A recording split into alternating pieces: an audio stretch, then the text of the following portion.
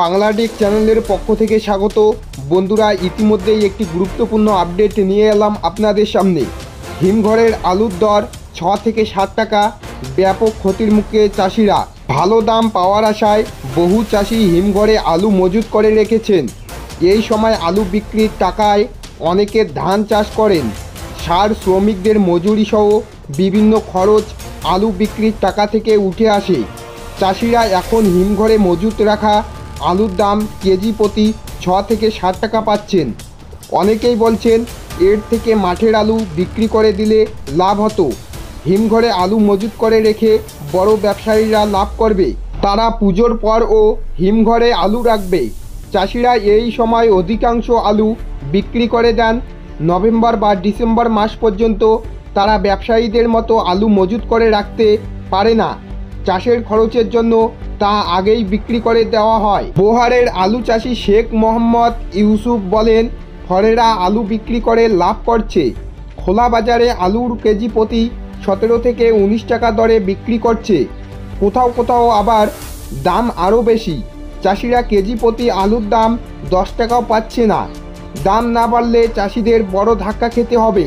হিমঘরের আলু রেখেও যদি দাম না পাওয়া যায় তাহলে চাষিরা উৎসাহ হারিয়ে ফেলবে। মেমরি 2 নং ব্লকের কানপুর গ্রামের চাষি দেবপ্রসাদ কর্মকার বলেন, খোলা বাজারে সেভাবে আলুর দাম কমছে না, অথচ চাষিরা দাম পাচ্ছে না।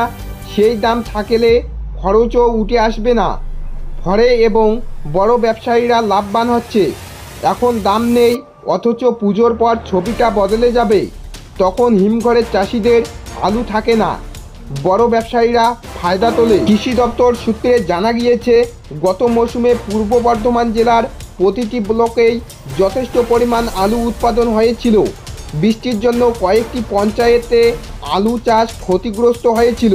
সেই এলাকার চাষিরা বিনা টাকা পেয়েছেন। দাম পাওয়ার আশায় অনেকেই ক্ষুদ্র চাষি হিমঘরে আলু মজুত করে রেখেছেন। তাদের দাবি, এই সময় ধানের দামও তেমন নেই। প্রত্যন্ত এলাকায় গিয়ে খাদ্য দপ্তর ক্যাম্প করছে না। সেই কারণে হিমঘরে রাখা আলু চাষিরা বিক্রি করতে বাধ্য হচ্ছে আলু। পূর্ব বর্ধমান জেলার পরিষদের সভাপতি শ্যামাপ্রসন্ন লোহার বলেন, আলুর দামের ফারাক এতটা হওয়া উচিত নয়। ক্রেতারা বেশি দাম দিয়ে আলু কিনেছেন। চাষিদের কাছে আরও বেশি লাভ্যাংশ যাওয়া দরকার। প্রয়োজনে বাজারগুলিতে অভিযান চালানো হবে। ব্যবসায়ী বলেন, হিমঘরে রাখা আলু বাছাই করতে হয়। ছোট আলুর দাম পাওয়া যাচ্ছে না।